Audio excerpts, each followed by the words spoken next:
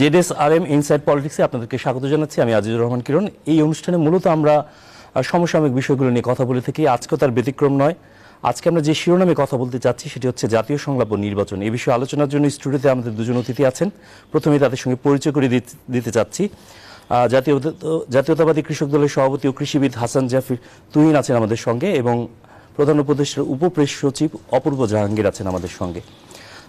শুরুতেই যদি আমরা আলোচনায় যেতে চাই, তাহলে ফোরাম অফ বাংলাদেশ স্টাডিজ 2 দিনব্যাপী একটি সংলাপের আয়োজন করলো।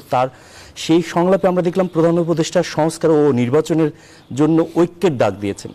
যদি শুরুতেই হাসান জাফর তুহিন আপনার কাছে যেতে চাই, যে ঐক্যের ডাক দিয়েছেন সেই ঐক্যে আসলে রাজনৈতিক দলগুলো কতটা ঐক্যমত্যে এসে আসতে পেরেছেন? ধন্যবাদ আপনাকে। আচ্ছা, আমাদের যে মূল আলোচনার বিষয় আজকে জাতীয় সংলাপ ও নির্বাচন, তারপর আপনি আরেকটি কথা বলেছেন।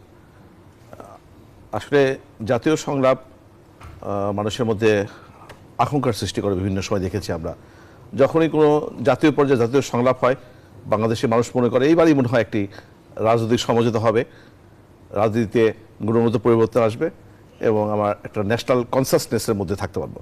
কিন্তু বিভিন্ন সময়ে গত 20-25 বছরে রাজনৈতিক সংলাপ কিন্তু আমাদেরকে হতাশ করেছে।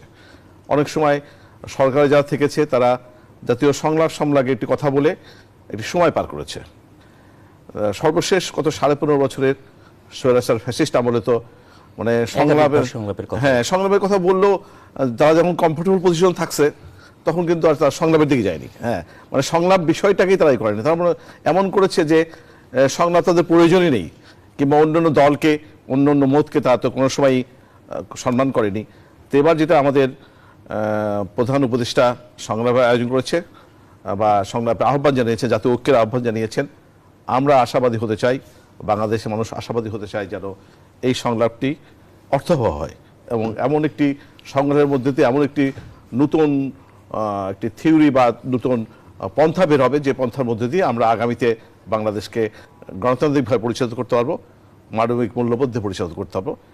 এমনটি হলে ভালো, আমরাও সে ব্যাপারে। জাতীয় সংলাপ এর আগে কখনো আমরা দেখিওনি, এটাও নতুন।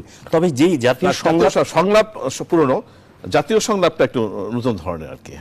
আগে দেখা গেছে মেজর দুটো পার্টির মধ্যেই সংলাপের আয়োজন করা হয়েছে। এবার তো জাতীয় সংলাপ বলতে শুধু মেজর পার্টিগুলো না, এটা সবাইকে, ইতিমধ্যে 2 দফা সংলাপ হয়েছে, সব শ্রেণী পেশার মানুষকে এখানে অন্তর্ভুক্ত করার একটি প্রক্রিয়া চলছে।